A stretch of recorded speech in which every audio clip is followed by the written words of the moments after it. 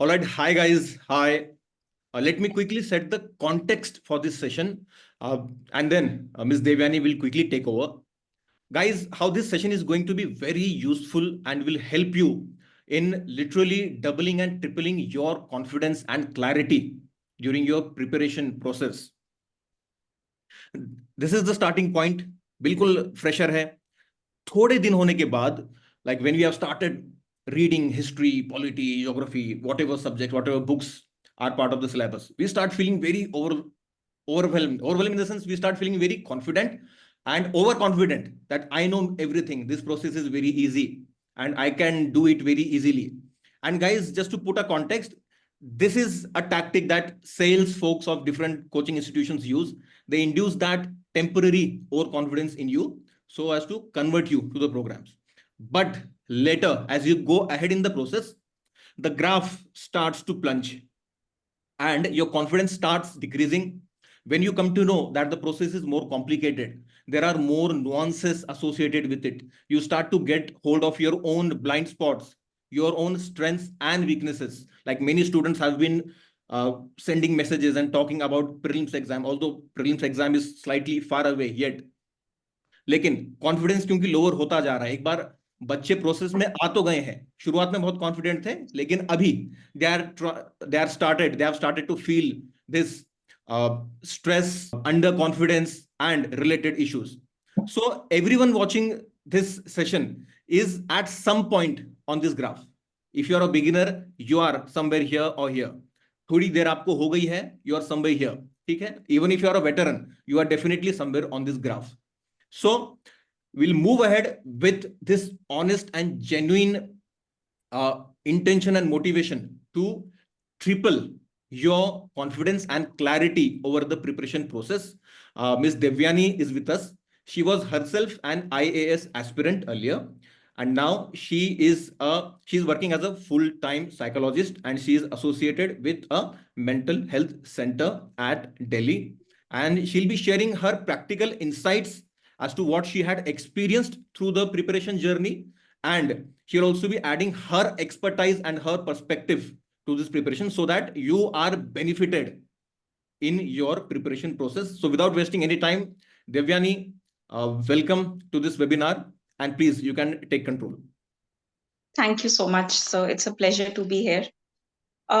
So first of all, jumping right into it, I think based on whatever I have seen in my preparation and based on my knowledge coming from the field of psychology, the very design of this examination, the way it has been designed, it makes the whole thing very overwhelming. So in the sense that, first of all, you have unpredictability. The exam itself is unpredictable. The pattern keeps on changing and nobody knows when it's going to change, how it's going to change. And unpredictability is something that is a known factor when it comes to stress. The more unpredictable your situation is, the more stressed out you will be. That is a well-established fact in psychology. So that is the first thing. Then there is the ambiguity, right? So the more ambiguous, the more vague the process is, because the market is flooded with so much information. But exactly how the preparation is to be done, nobody can say with 110% confidence that this is how you crack this exam. And that makes the whole process, again, very stressful, very overwhelming for students. Then, of course, there is the extremely low selection ratio. I mean, we all know that most people who sit for this exam will not be able to clear it, at least not in the first attempt. So the selection ratio being so low, the competition being so cutthroat is what makes it extremely, extremely overwhelming. Then there is the huge syllabus. Of course, you're expected to master so many different subjects. The syllabus of every subject is huge. You're referring to 1 or 2 books at least for every subject. And when you go for the main stage, then the number of subjects increase even more. And the last thing I think is the long gestation period. The exam happens annually. So even if you're cracking this exam in your first attempt, you have been preparing for at least 1 year. You have been in the actual examination process for at least a few months. So by the time you crack this exam, even on your first attempt, it has already taken about 2 years of your life. You may not have prepared full time, but you have devoted those 2 years. You have devoted your time, your energy into this. And this is when you crack it in the first attempt. If it goes on for longer, if it takes you multiple attempts, the stress levels increase exponentially with every single year that passes by. Even for people who are preparing, with their jobs, with their studies, for them also it can be stressful to manage everything. So the whole thing actually ends up becoming very stressful for students. Just one input here. Guys, I hope you realize that here we are speaking about the uncomfortable truth of the IAS preparation process. Everyone out there speaks only about the end result, the glittering gold, the grand entries of rankers and all. आखिरी में क्या होता है, आखिरी में क्या मिलता है, उसी की बात करते हैं. प्रोसेस में आपको किन किन चीजों का सामना करना पड़ता है, कोई इसकी बात नहीं करता. And guys, like we want to be bold enough to highlight this so that every student is in an empowered situation. जब आप इस प्रोसेस में एंटर कर रहे हो, you don't have any false perceptions and false impressions about this process. ठीक है? You have that clarity and you are moving in the process with that crystal clarity. Yes, please continue. So actually, I think the process is very similar to what gambling is like. So when you start gambling, you feel that, okay, now I'm going to make some money. Now, I will be able to stake some money and I will get more output out of it. Then when you start losing, there are doubts, there are struggles. But at the same time, you're also fantasizing that, okay, if I win the jackpot, this is what I'm going to get. This is what I'm going to do with the money. All of that comes into your head, right? But if you lose, which is more likely to happen, then your tension increases. So what happens with gambling is, suppose I have decided to stake 1,000 rupees, right? Now I am sitting at the table and I've lost. 1,000 rupees is not that big of an amount, right? If I get up, if I accept my loss, I get up, I leave, I can make that 1,000 rupees again. It's fine. Maybe I'll have to work for a day, for 2 days. I'll be able to make that money back. But the more you have put on the table, the more difficult it can get for you to get up and leave. Because suppose if you have 10 lakh at stake, then you're not going to think ki, oh chalo main haar gaya to koi baat nahi, I'll be able to make this 10 lakh back. No, it's not going to be that easy. And that is the problem. So then you will continue playing, hoping that you will be able to recover your losses. And that makes this exam almost like a snakes and ladder game. So once you clear prelims, you have to sit for mains. Suppose you don't crack mains, you go back to the starting point. The whole cycle is reset again and you're back to where you started. And there is absolutely no guarantee that even if after you've cracked interview, you will be able to crack the next prelims. There are people who are not able to do that either. And because you have invested so much in this exam, there is so much at stake that you find it very difficult to just get up and leave, to accept those losses. And this is actually something that we in psychology call the escalation of commitment.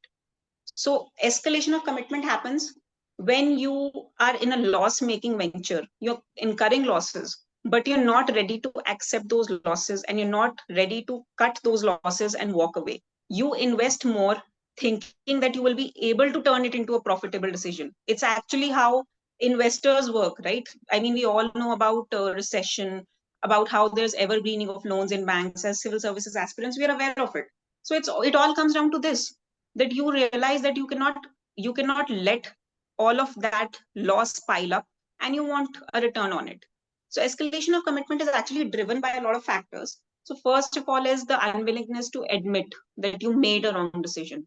So this is actually something that we link to the self-presentation theory, which says that we want to present the best version of ourselves in front of everybody, right? So if you admit that your decision was wrong, that puts you in a negative light, and nobody wants that. It's only natural as a human being to want everybody's approval, to want everybody's validation. So that is one of the reasons. Then the next one is that you don't want to accept defeat. It could be something to do with that you don't want to admit that you're wrong. It could be that if you accept the defeat, that will make you very stressed out, that okay, I failed in this. So it could lead to those kind of emotional internal reactions. It could be that other people will judge you. Maybe you think that you're going to be judged if you accept that defeat. Then there is also the factor of the routine. You have been in this preparation for 2 years. Imagine that. Now your routine looks like this. You wake up in the morning, you study for 10 hours a day. Letting go of that routine. If you want to quit this preparation, you want to start something new, there's going to be an entirely new routine for you. And you don't want to let go of it because now you're so used to it. 2 साल में तो हमें कितनी आदत पड़ जाती है किसी भी चीज की. So you have gotten used to that routine, and it can be very difficult to change routines. Then the next thing is when you are highly emotional. The more emotional you are, the more emotionally invested you are in a decision, the more difficult it is for you to be objective, right? You will not be able to see that you are kind of in a rut, that you need to get out of this. Your emotions will cloud your judgment. And then, of course, we already talked about this, that there is the sunk cost. You have invested too much already. So now what do? Are you going to accept that, yes, I invested all of this into it, my time, my emotions, my energy, my parents' money, I invested all of that and it's all gone? Nobody wants to accept that. Then there is the self-justification effect, where you just want to prove yourself right, that my decision was correct. I wanted to sit for this exam and look, I've passed. So you want to justify the decision. Then the next one is confirmation bias.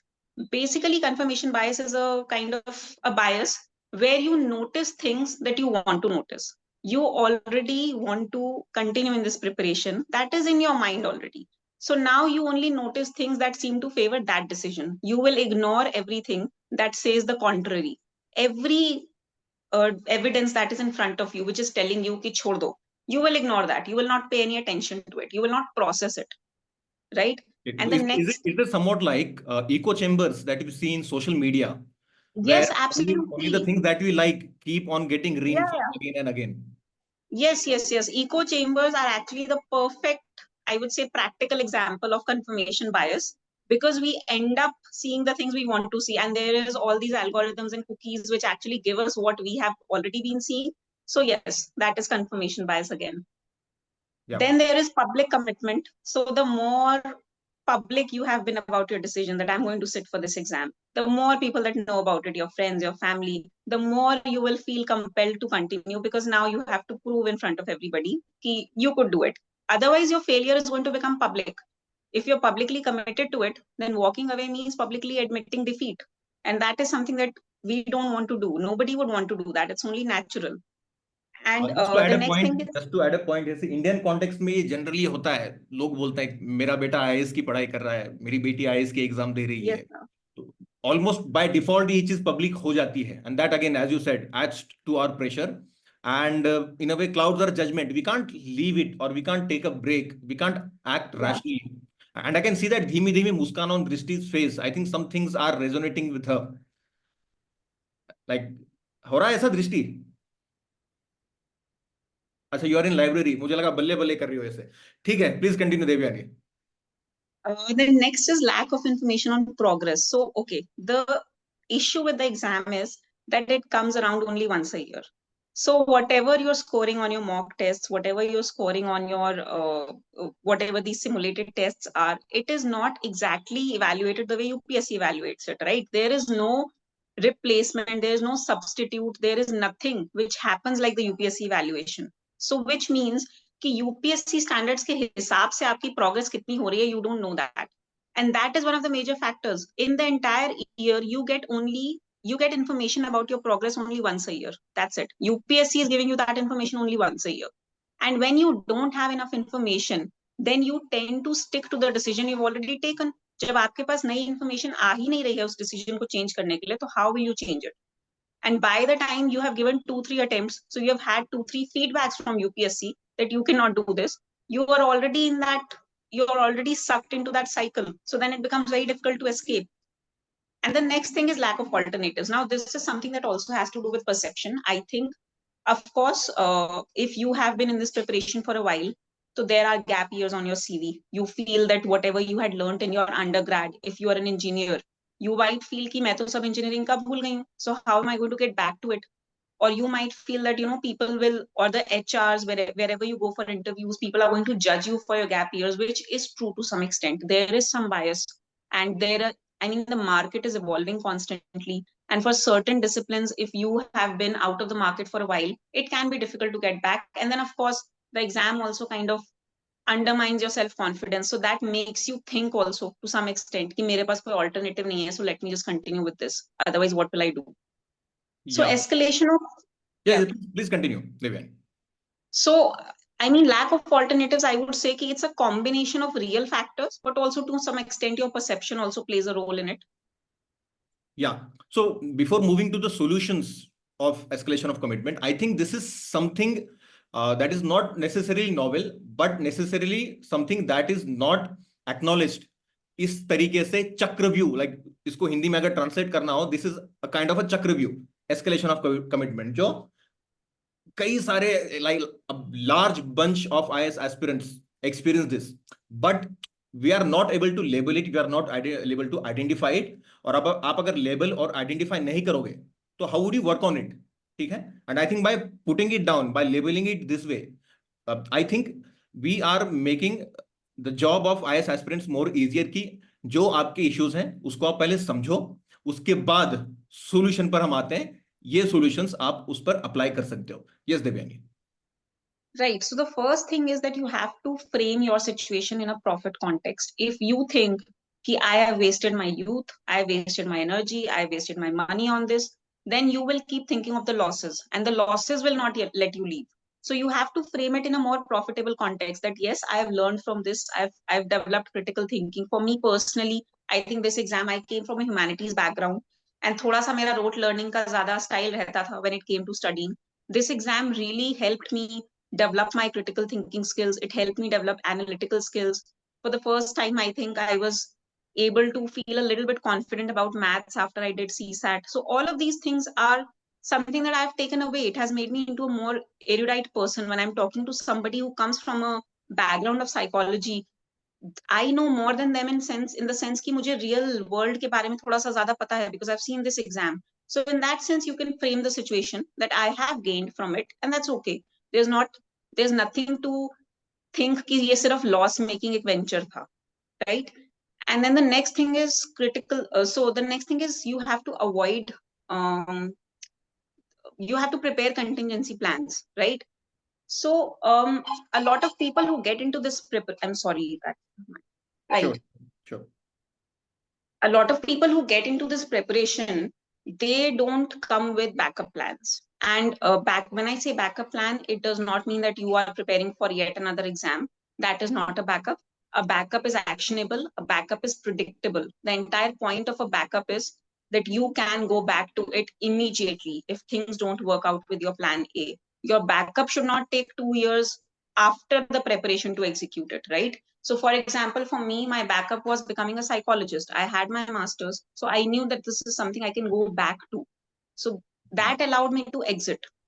Then the next thing is you have to Just keep to add one upskilling. point here, actually this point is very relatable with the students, क्योंकि almost एक trend चला है market में, plan B.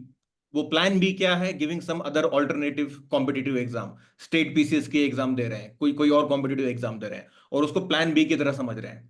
So I think this sheds a lot of light and breaks that myth to good extent, कि that is not a plan B. When you said your plan B or your contingency plan should be actionable, it should be executable, and that's the very basis of having a backup, right? Right. That makes complete sense. Yes, Devyani.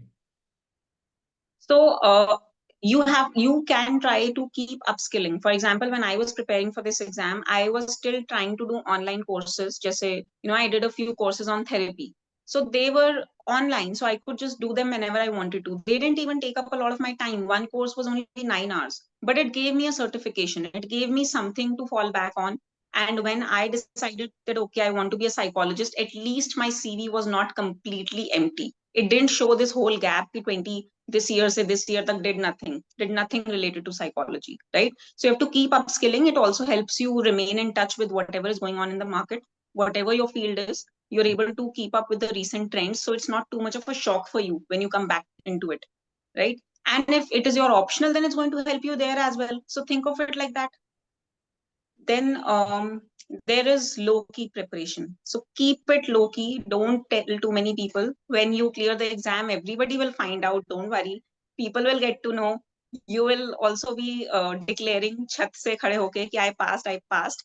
But while you're in the preparation, try to keep it as low key as possible. It will, if there should, God forbid, if there should come a negative point in your journey, you will be able to at least leave without a lot of, feeling this way that I have been humiliated and what is everybody going to think. At least those factors will be out of the equation for you. And I think this is a very bold point that we are making, Devyani. when you said that God forbid if a point comes in your life that you have to leave, then at least you should not have that feeling of being overwhelmed, feeling of being humiliated and so on. So this point of leaving the preparation process, इसके बारे में कोई बात नहीं करता. तो जब students ये सुन रहे होंगे, probably they might feel shocked कि प्रोसेस को छोड़ने की भी बात हो रही है और छोड़ते समय स्मूथ ट्रांजिशन कैसे किया जाए उसकी भी बात हो रही है. So again, we are keeping things realistic and we are speaking about reality, not the myth, not the mirage that is shown to IAS aspirants just to pull them in this process, right? Yes, please continue. I mean, I absolutely wish that everybody who's here in this meeting passes the exam. I hope you all go to Missouri and you all are in training. But yes, it is a good idea. You all are aspiring bureaucrats. I'm sure you all know the value of exit plans as well. So that's a good thing. It just makes sense. It is not about undermining your preparation. It is not about undermining your confidence. It's just that worst case scenario ke liye prepared rehna, like hope for the best but prepare for the worst kind of thing. And that is what increases your confidence. जैसे हमने बात की कि double, triple your confidence. Once you have this clarity, only and only then you can have that confidence, boost in confidence. Yes. Yeah. Yes, absolutely. And consider the opportunity cost, not the sunk cost. So, I mean, economics may we do zero-based budgeting, right? That is about considering the opportunity cost. Is this scheme deserving of more money or not? It's not about कि मैंने पिछले साल इस scheme को 50,000 crore दिए थे, तो now I have to give another 50,000 crore.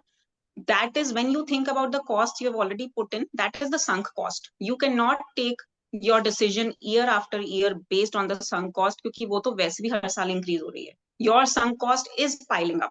So don't look at it. Do the zero-based budgeting. Think of the cost that you're going to incur now if you continue. Is it worth it? If it is, please carry on. If it is not, then you might want to reconsider. So, again, it's a civil services concept only. We have all studied it, zero-based budgeting. So apply that here as well, right? Yeah. Then there is, sorry, please, sir. Yes. So the next point you're mentioning, regular and realistic evaluation. Yes. So, like I said, lack of information on your progress, that is a proven factor which leads to escalation of commitment. And in this exam, unfortunately, it's happening once a year. So try to get as realistic as regular evaluation of your progress as you can. You cannot rely on that one day of prelims exam to evaluate कि आप कहाँ पे थे, आप कितने पानी में हो. That should not be the case. You have to get regular information so that you know where you are. I think if I can add a point, आप बोल रहे हो कि एक साल में एक ही बार वो evaluation होता है from the real body, ठीक है, something that comes out from the horse's mouth, ठीक है, यूपीएससी एक ही बार होती है. तो आप बीच में जो भी टेस्ट दे रहे हो, जो भी evaluation कर रहे हो, try to make sure that is most aligned to the real examination. I won't take name of any institution, मैं खुद की भी marketing नहीं करूंगा यहाँ पे, but just to avoid that escalation of commitment and just to keep you on track, ठीक है, जो भी टेस्ट सीरीज हो, जो भी इवैल्यूएशन प्रोसेस हो, ज्यादा अलाइंड हो, ये इंश्योर करना आपका काम है. तभी you will be more psychologically in control of the process. ठीक है? Am I correct on this count, Devyani? Yes, sir, absolutely. The next point is that of motivation. A lot of people who are in this preparation, first couple of attempts, you are motivated, you have that fire in your belly, and you think I am going to crack it. It's only in the later phases of the preparation that your motivation starts to drop, and it becomes a real issue, because if you're preparing full time, you're not actually doing anything else, and you are doing this preparation. But if you're not doing it with motivation, then there's really no point. So I think the most important thing to remember is that there is two kinds of motivation in psychology. One is extrinsic, one is intrinsic, right? In extrinsic motivation, it is all the external rewards. So you see all these reels of grand entries, and you see how aspirants ki life changes once they crack the exam. That is an external reward. Your parents telling you that your life will be so great once you crack the exam. You thinking that you will have all these, all the status and all the job security, all the financial security, right? So all of that is external. Intrinsic motivation is when you genuinely enjoy something. It's interesting to you, it's satisfying for you. So the process of learning, the journey itself, when it is motivating, it's not about the destination. So if the journey is enjoyable for you, that is when you will have intrinsic motivation. So the benefit of intrinsic motivation is that you are able to be resilient. Whatever challenges come in your way, you can only overcome them if you genuinely enjoy what you're doing. Otherwise, the failures, the loneliness, everything that goes on in this journey, it will defeat you. It will reduce your motivation to such an extent that your efficiency levels will drop too much. So the best thing is to find ways to make the preparation interesting, right? So it helps you be consistent, it helps you be disciplined, and you're able to enjoy what you're doing. Because let's face it, if you are studying for 10 hours a day, you might want to enjoy it. Otherwise, it's going to be a burden for you. So there are certain ways in which you can make the process enjoyable. You can increase your intrinsic motivation. The first one is learn how to reward yourself. Okay. So you have to reward your progress, not your score. If you become too attached to your marks ka marks ho ya the actual exam ka marks, of course you have to take them into account. They are your guiding light. They will help you evaluate where you're lacking, but you also have to learn to reward yourself for your progress, right? So you are not just celebrating your results, you're also celebrating your progress. Like if you are doing CSAT questions and they are becoming increasingly complex and you're mastering them, pehle aap easy wale kar pa rahe the, now you're able to do the difficult ones. That is enough to reward yourself. And I understand in this preparation, even rewarding yourself can be time consuming. So for example, I am not saying that you should study for, if you follow the Pomodoro technique, I'm not saying that you study for 25 minutes and then you get a 25-minute reward of watching a series ka episode ya kuch. That's not what I'm saying. What you can do is you can do token economy. So if I am able to complete 6 targets or 7 targets, you can decide that number for yourself. If I'm able to fulfill my targets for 5 days, maybe the 6th day can be a break. And on that day, I can watch a movie of my choice. I can read a book of my choice. So for me personally, I mean, I would take it as ki Monday to Saturday, if I have fulfilled all my targets, then Sunday I will get a reward and I will not have to study. And that day I would dedicate to something else like revision or something, but not study. And I would enjoy myself. So that is how it should be, right? Then the next thing is making a knowledge tree. So you can make a tree, and on that tree, the branches and the leaves can represent every new thing that you're learning in this process. For example, agar economics ka hai, so once you've mastered inflation, you can make that tree and the branch will say inflation, that okay, now this is a new thing that I've done, this topic is complete. It will help you track your progress in a very tangible way. Otherwise, at times in this preparation, you start feeling ki I'm not doing anything, I'm not moving forward. So this is your progress, right? Everything that you're learning is your progress. So you are moving forward, and it's important to see that in front of you.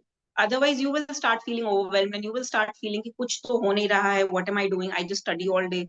What is it leading to, right? So journal it, make a knowledge tree, whatever you like. If you don't like sketching, then don't do a knowledge tree. You can just write down whatever you're learning.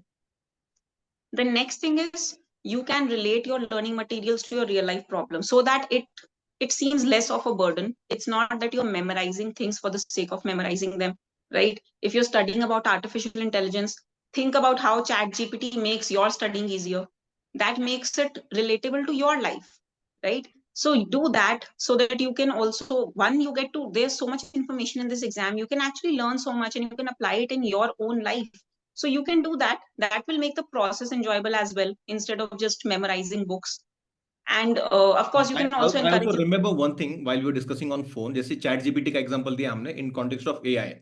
So we had also discussed if you're studying polity or political science as an optional, or political philosophy for that matter, we can think of international relations or the political turmoil going on in different regions. We had also discussed about Israel-Palestine conflict. So again, that's a very realistic way, a practical way of linking what you read with practical happenings around you and around the world. Right. Yes, sir. Yes. Also, you can encourage your curiosity by asking why. So the most enjoyable thing is learning new things and discovering new things. It's how, how children are always so excited to see new things. You don't feel that enjoyment unless you're curious about things. So if you're studying a topic, for example, if I'm picking up inflation, I want to study inflation today. I can only, before I start, I can think about what are the questions related to inflation that interest me. For example, these days, if I'm thinking that, oh, tomatoes are getting very expensive now, so I should have that curiosity in my mind, ki why is it happening? I should be able to come up with those questions before I start reading that topic. And while I'm reading it, I will find the answers. So that will make the process more enjoyable. And again, it allows you to relate it to real life problems. It will help you to write better answers also, because in mains, for example, the questions are not always very direct. They are application based. So if you are training your mind to work like this, it will also help you in the examination hall, right? Yeah. The next thing is that you adopt a flexible approach. So this is now the preparation is going to go on for 1.5 year at least, if you're very lucky. So that means that you should be studying in the way that you like. There is enough material in the market these days. If you want to study through videos, that's up to you. You want to use books, that's up to you. There is no dearth of material in any format whatsoever. So you use whatever you like, right? It should just be enjoyable for you, right? So the next topic is improving memory and discipline. Memory is something that a lot of people struggle with because there's so much bulk of information that it can get difficult. The first thing I would say is PQRST method, which is again, so this is something that is very holistic. You start off with a preview. A lot of book chapters these days, they do have a preview in the beginning. Usme likha hota hai, by the end of this chapter, you will know. And then there's a list of topics given that all of this you will know. That's a preview for you. If the book does not have a preview, that's fine. Just flip through the subheadings, whatever you're going to study today. So again, if I am going to study monetary policy, then I should know the subheadings even before I get started. Then I should be able to question. Now, there can be two kinds of questions. One is for your own curiosity to make the process enjoyable. So whatever you find interesting about that topic, note down the questions. The other thing is you can go through PYQs. Anyways, PYQs are the guiding light in this exam. So go through the PYQs, see what kind of questions are coming, and then you read it. So you already have those questions in your head. So when you read, your mind will be able to organize that information that, okay, that was the question. I could have written this point there. It will allow you to organize things in your own mind. And then you will be able to recall things better, right? The next thing is in this method is self-recitation. So what you also call active recall. Once you're done reading, try to recite it to yourself, try to recall it. Whatever you're not able to recall, you can look again, that's not a problem. And then once you feel confident that you know a lot of things, then you can test yourself. So then you can do the questions. I used to do prelims questions. So once I'm done with something, I would then at the end pick up the prelims questions and do them, and then just see my accuracy. So then I would figure out, okay, in this chapter, this is something that I missed. And then in the next revision, or even in the same, if I have time, then I can just go through it again. So it helps you memorize things because you are focused on what you are supposed to read, what you're supposed to know, and everything else that is irrelevant for the exam will be filtered out automatically. So there will be less for you to remember actually. Okay. Right? Yeah. The next thing is organization. So you have to organize your material logically, meaningfully, especially if you're referring to more than one source. If you're referring to two sources, then please, you have to do your own organization. You have to make your own notes. Do it the way you want. People use flowcharts. I personally did not like flowcharts because I'm not a very visual person. So that's okay. That's my style. So find your style, find what is comfortable for you, and make and organize your information in that sense. I like bullet points and not flowcharts. So that's up to you. You can use different colors to highlight. So for example, I would always highlight things differently. Okay, this has to, if this is a point that I'm going to use in my way forward, then it's highlighted in orange. So I know whenever I look at it, okay, this point belongs there, right? It will also help you memorize because all the colors pop out. So that when your visual memory will allow you to remember the colors, you will be able to remember कि okay, उस page पे नीचे कुछ मैंने orange में highlight किया था, so what was it? So that is it has to be distinct. You're making that point distinct by highlighting it differently, right? The next thing is that you avoid interference of similar subjects. So for example, what happens is if you are doing two subjects which are very similar, what can happen is the information can start interfering. The new information will make you forget the old information. कभी कभी ऐसे होता है, हम पढ़ते हैं और फिर हम दूसरा सब्जेक्ट उठाते हैं तो हमें लगता है कि पुराना भूल गया सब कुछ। या फिर अगर कभी कभी ऐसा उल्टा भी हो सकता है कि आपको पुराना ही याद है और अब आप नया याद ही नहीं कर पा रहे हो। those old points are coming into your head and you're not able to remember the new ones. So to avoid that, make sure कि आप similar subjects नहीं कर रहे हो back to back. So if you're doing science and tech, that is very conceptual, that is very current. Follow it up with history. History is then factual and there's no current, it's static, right? So the approach is very different, the content is very different in its nature, the way your mind has to work to understand something, to memorize something, different things, different cognitive functions. So do it like that. Then the next thing is that you should do a periodic review. You should do a revision. There is a very famous concept in psychology. It's called Ebbinghaus forgetting curve.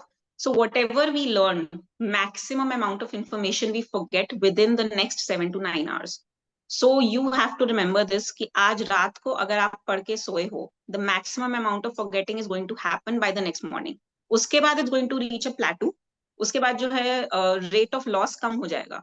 Forgetting का जो rate है, that will decrease. So most of that biggest drop is going to happen in the initial 9 hours. So you can tailor your schedule according to that. So what I used to do was I am studying the entire day. When I would wake up in the morning, I would devote 2 hours to revise what I had studied the day before. And then again, if you are taking a break, if you are using that token economy wala thing and rewarding yourself with a break once a week, use that break to review what you had studied in those 6 days, right? And then there is overlearning. So now this is pure hard work. The thing is that overlearning works. This is well proven. The more you learn something, the less likely you are to forget it. More revisions are going to help you. I know it's boring. It's on you to make it interesting. For example, when I would revise again and again, I would also get bored with the subject. So I would turn it like this कि okay, इस page पे ऐसा क्या है जो मुझे खुद से नहीं याद before reading. And then I would think of everything that I have already done, that I already remember. Then I would go through that page and then I'd be surprised. Oh, look, this I forgot. So that should keep things interesting. Overlearning works. So yes, multiple revisions are very important. And I find that combination, that paradoxical combination that you have put together, Ebbinghaus forgetting curve, where maximum information you forget in 7 to 9 hours. But in the same breath, you have also mentioned overlearning, okay, which helps. So sounds quite counterintuitive, but with practice, with experience, this comes to you, right? And as you said, it's repetitive, it's boring, but it helps. It helps. It does. And it's on you to make it interesting. So you can find things. You don't have to think it this way कि अरे फिर से लक्ष्मीकांत पढ़नी पड़ेगी. If you start with that mindset, it will be boring. So don't start it that way. Think that okay, I'm going to go through this book and find out the things that I don't remember now. So let's see.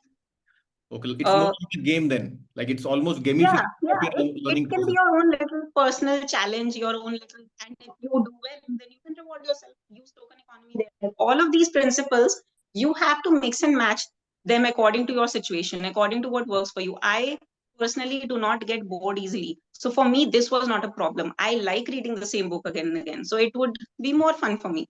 So, but for somebody who finds that a real challenge, then you have to reward yourself for it. Otherwise, you will not be able to do it.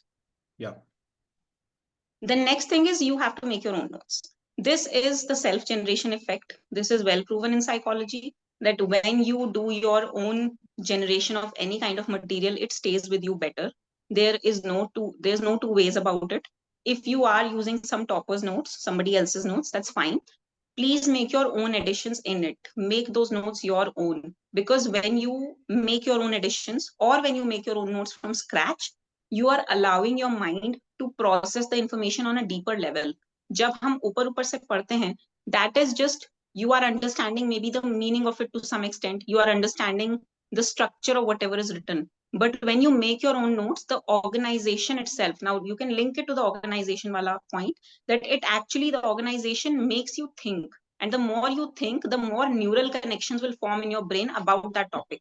So if you are studying something like modern history, if you're studying, the independence struggle from 1905 to 1919, then the more you have put into it in terms of your own notes and everything, उतने ज्यादा उस concept के neural connections form हो जाएंगे and जितने ज्यादा neural connections होते हैं मेमोरी उतनी इंप्रूव होती है so you should be doing that I think they should dispel many myths out there in the market. ये ट्रेंड चल पड़ा है कि टॉपर नोट्स डाउनलोड कर लो, टॉपर नोट्स से पढ़ लो. And the way you have explained, the more neural connections you make, the better is your memory. ठीक है? So that's the value of making your own notes and not going through in the flow of the market कि बस आप readymade notes किसी coaching institution के ले लो या readymade notes topper के ले लो, रेफर करो लेकिन make your own notes. Right. Even if you do your own editions, if you have a soft copy, print out those notes, start writing udhari with a different pen. You have to put your own stamp on those notes. Matlab, it should look like your notes. That's the thing. Yeah. Right? Yes. Then there is okay, so you have to use your desk only for studying. Now this is actually a very famous psychologist, Skinner, who was a behaviorist, and he did this his entire life. He had one desk for studying. He did nothing else when he was sitting there. If you feel that you're getting distracted, please get up, leave that desk. Your study desk should remind you of nothing but your studying. So the thing is, when we start studying, a lot of people face this problem. The moment you start studying, 1.5 घंटा लग जाता है, 1.5 hour to build up that efficiency, right? Your momentum is not there in the beginning. So every day you're wasting that initial time. But if you condition your mind that this desk is associated with studying, the moment you sit down to study, your brain will automatically snap into focus. It will start attending to the information that is in front of you, and you will not lose that initial time, right? So if you want to take a break, that's fine. Get up from the desk and take your break. If you want to play a game, if you want to watch a little video, don't watch it at your desk. Just do it somewhere else. The desk is meant for your study, and that connection should be clear in your brain. Yeah, let's do a real-time reality check. I think Ayushi follows this principle. Desk only for preparation and nothing else. Am I right in telling so, Ayushi? So sometimes, but about the phone, what ma'am said, I use my phone there. The next is the encoding specificity principle. So you have to study in an environment which is similar to your testing environment, right? I know that you cannot turn your room into a UPSC wala examination hall kind of a thing, but some things you can implement, like CSAT exam happens in the afternoon. So try to do CSAT in the afternoon. You have to do it anyways. You have to devote a few hours to it. So just make sure that you're doing it at the same time. And a lot of times we face this, that the exam is in May or is in June, prelims. It's very hot at that time. Now, if you have been giving your tests in an air conditioned environment, the moment you go into the exam hall, things will change. It will be a little uncomfortable for you. The heat will get to you. So try to make your learning environment as similar to the testing environment as possible. It gives you recall cues, right? The recall is faster when you are testing in a similar environment. So to whatever extent it is possible, try to do it. The next thing is allowing for buffer days. So in psychology, this is something we call the planning fallacy. We always overestimate our abilities. हमें जो चीज लगती है कि 4 दिन में होगी, it will take 6 days. So and the thing is that when we don't meet our own targets, we start to lose motivation. हमें लगने लगता है कि अब ये syllabus छूट रहा है, and because you're losing motivation, then it can happen that you will also lose your discipline, right? Or zyada slow down up ho jaoge, your efficiency will drop even more because you're already not motivated enough. So always keep buffer days in your plan, right? Never assume that things are going to go according to your plan. They will not. Life will happen, and things will get delayed, and things that you have not foreseen will happen. So make sure that you've accounted for the planning fallacy. So if you fall behind a little bit, you always should know that everybody faces that problem. You're not alone. You're not the only person who's falling behind. किसी ना किसी sense में everybody is facing it, right? The next is you have to use reinforcement. Now I've written here daily achievement, but it entirely is up to you. If you want to use token economy, then you can do daily targets. Great, because anyways you're not rewarding yourself with every token. The token is a representation of you achieving. Like you give yourself, जैसे बच्चों को देते हैं notebooks में, the teacher gives a star. The star means nothing. The star is basically just a symbol of praise. So if you are just tick marking that okay, today's targets achieved, and then you can give yourself a reinforcement after a week or whatever suits you. Again, this is something that will be up to you. And the targets, just make sure they're progress related. They should not be scores related. Otherwise, in your mind, you will start thinking that the only time I deserve a reward is when I score well. And that's not a very good way to think, because sometimes you're going to score poorly and then you will just feel very bad about it, right? So if you're making progress, reward yourself. The next topic is that of self-esteem, identity, and body image. So in this exam, when there are repeated failures, obviously your self-esteem is hit. You start doubting yourself. ऐसे thoughts आने लगते हैं दिमाग में कि can I even do this? Am I intelligent enough? Right? All of that is there, and कहीं ना कहीं when that self-esteem drops, your efficiency is going to drop even further. You will lose even more motivation. All of this is interconnected, and it turns into a vicious circle, and it undermines your preparation even more. There are so many people once they fail, like prelims में fail हो गए हैं, for 2 months, 3 months, they're not even able to concentrate because their self-esteem has taken that kind of a hit कि उन्हें लगता है कि अब there's nothing to be done. And that is linked to the next point actually, which is learned helplessness. So learned helplessness is something, it's basically a process that happens when you are not rewarded for your efforts for a very long time. Now the thing with this exam is that the exam is going to happen once a year only. So at least ek saal tak you're not getting any rewards. Even if you are doing your mocks well, in your head you will think ki actual exam thodi na hai, right? The reward is clearing the actual exam, and that will anyways happen only once a year if you pass. If you don't pass, then you will have to survive without those reinforcements for even a longer period of time. So when that happens, when your efforts are not rewarded, somewhere you start feeling helpless. You start feeling that life is not in your control, situation is not in your control, the exam is not in your control, and you start going to this place where you think, whatever I do, nothing is working. So then you stop making efforts. If you are not able to deal with that feeling, then you start thinking, what is the point of me working so hard? So again, it affects your motivation, undermines your preparation even more. So, and that itself is a factor to self-esteem being hit even more, right? So that hopelessness can set in, and it's all linked to self-esteem. It's all linked to your identity. Then the next one is weight gain. So a lot of people do gain weight in this exam. I also gained a few kgs. So that can lead to body image issues, right? You look at yourself in the mirror and sometimes you think, wow, when did I gain so much weight, right? So all of these issues are there, and the longer you're in this exam, the worse it gets. And body image is again something that is tied to self-esteem. It is tied to your self-confidence. It is tied to your identity. You're used to looking in the mirror and seeing a person looking in a certain way, and now that person looks different. So your identity, your physical identity is also affected because of that, right? The next one is your loss of hobbies or your career.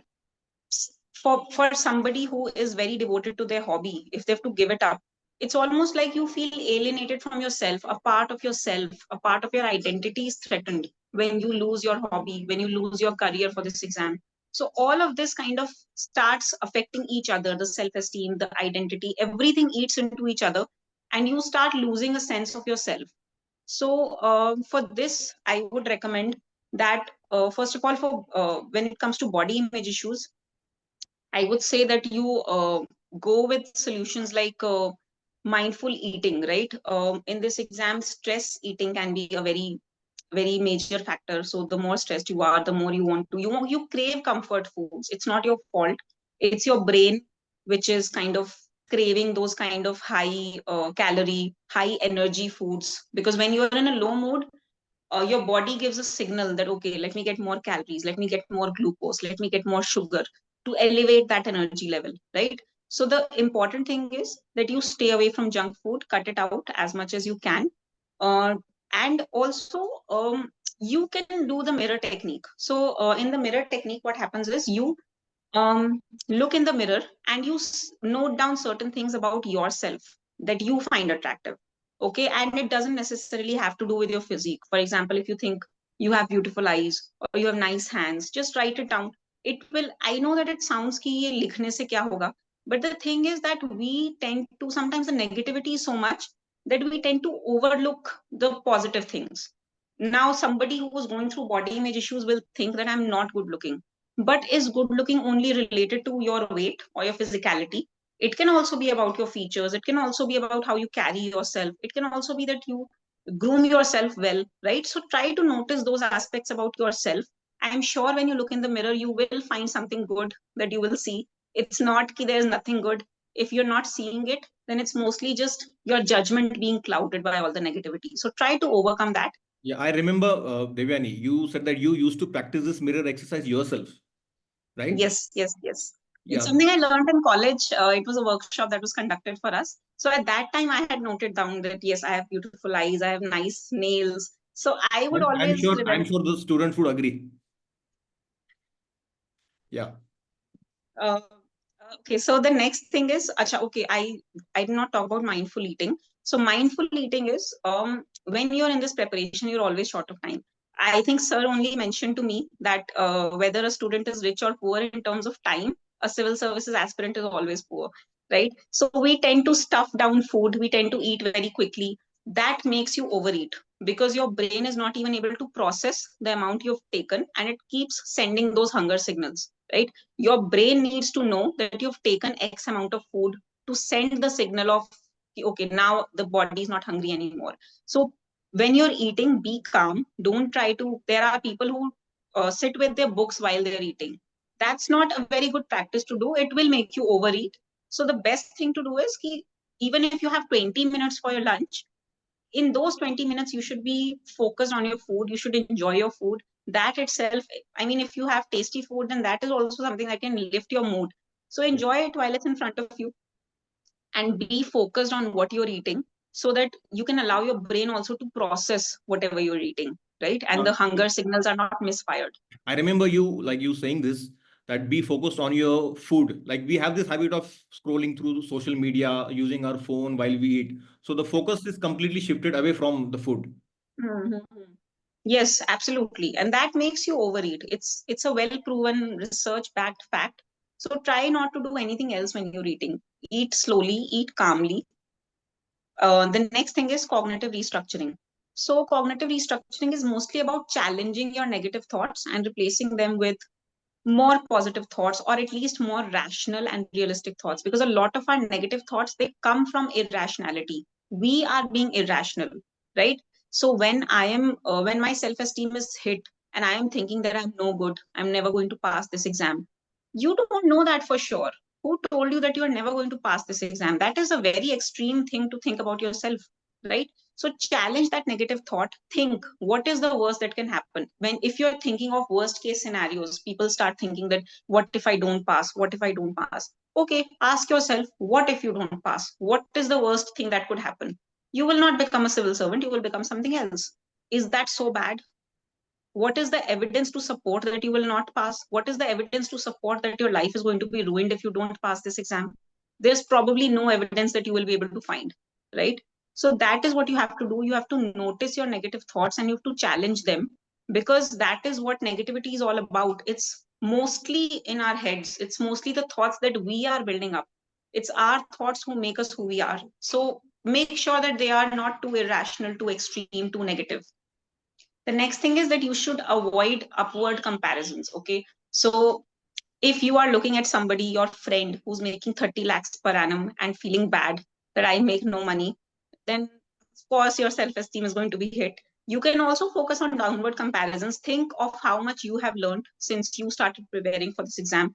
Think of how much you know, how much you did not know initially, that you are a well-aware person now. You have your critical skills. For me, it was always, I always used to think that, yes, my friends are doing better than me, but that's okay because I am learning critical thinking skills, which is something that I always lacked. So this is personal growth for me. And whenever I go back into a career, whether it is as a bureaucrat, when I did not know ki kya hoga, so I would still think, yeah, I can crack this exam, right? So I used to think that if I crack the exam, then all of these skills will come in useful. And if I don't crack the exam, then as a psychologist, I will find these skills to be useful. So focus on the downward comparison. If you will always look at people who are ahead of you, that's only going to make you feel bad. There's plenty of people who are behind you. So look there also. Yeah. Then the next thing is smart goals. So smart goals are basically specific, measurable, attainable, realistic or relevant, and time bound. These are the kind of goals you should be having. Specific. What subject you're studying today, how many pages you're, that is what the measure is, right? How many pages you're going to do, how well you remember them. If you're going to do questions after it, you should have a goal that I should at least have 70% accuracy, 60% accuracy, whatever floats your boat. That's up to you. And the goals should be realistic. Please don't think that I'm going to do 400 pages today if that is not up to your abilities. Make sure that the goals you have are realistic, they're relevant, and they are time bound, right? So you should know that within these 25 minutes I have to do 10 pages. If somebody else is doing 15, that's okay, that's their competence. You are doing 10, that is up to you, because you have made those goals. So your goals have to be your own, not copied from anybody else. You know yourself best, and that will enhance your sense of competence. It will enhance your sense of autonomy. You will feel that you have mastered this once you achieve your goal. Goal achievement is actually something that is linked to dopamine. Dopamine makes you happy. It's the reward and pleasure center of your brain, right? So when you achieve a goal, it makes you happy. It gives you satisfaction. It gives you a sense of competence that yes, I am in control of this. I am good at this.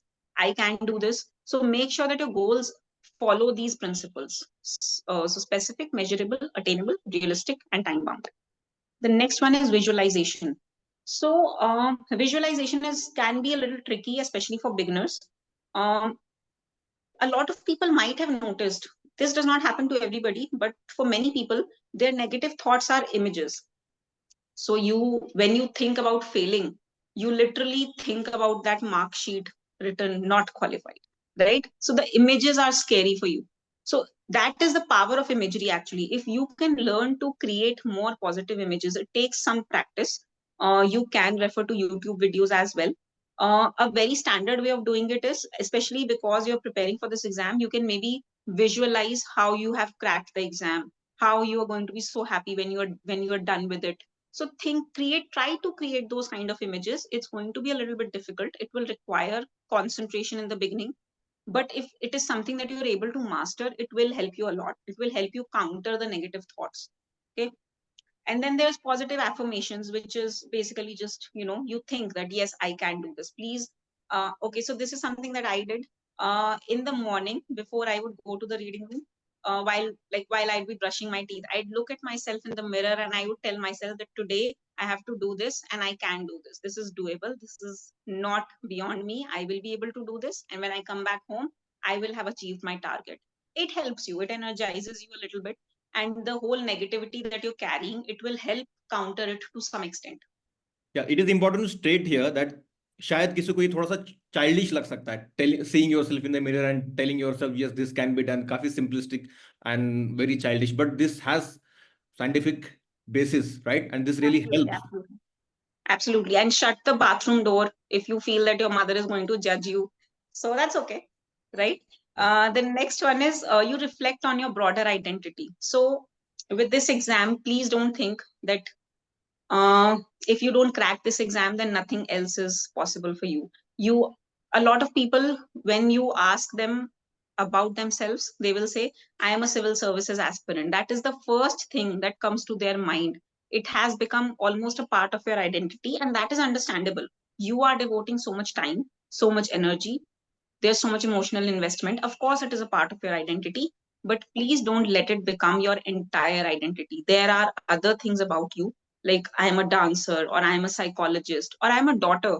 In terms of your social relationships also, you mean something to your family, to the people around you.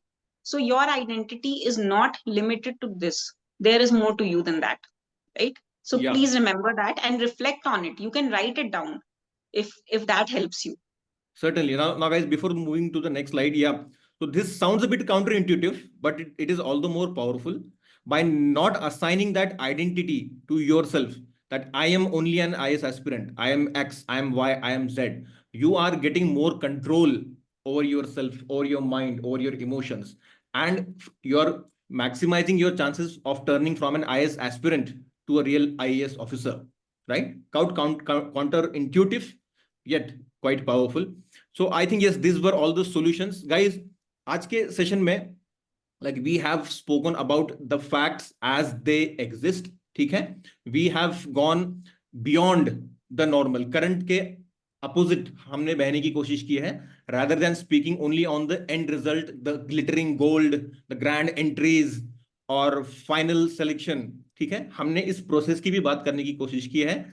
The process which is boring, repetitive, arduous, brutal, grueling, etcetera etcetera etcetera. ठीक है? इस process को जब हम जान पाएंगे तभी अपना 100% इसको दे पाएंगे and will be mentally prepared. Mentally prepare होना सबसे ज्यादा जरूरी है, तभी आप उस प्रोसेस को जीत सकते हो, ओवरकम कर सकते हो. And that has been our motive. बीच में थोड़ा थोड़ा शायद किसी को लगा हो कि नेगेटिव एस्पेक्ट्स पर ही हम बात कर रहे हैं. These are not negative aspects, these are real life aspects, ground realities, जिसके बारे में कोई बात नहीं करता. So we decided as a team, ठीक है, and Devyani was more than willing to help us कि yes this is what that needs to be done. सच्चाई सबको पता होनी चाहिए and everybody should be in that position to choose and be in control of there preparation process.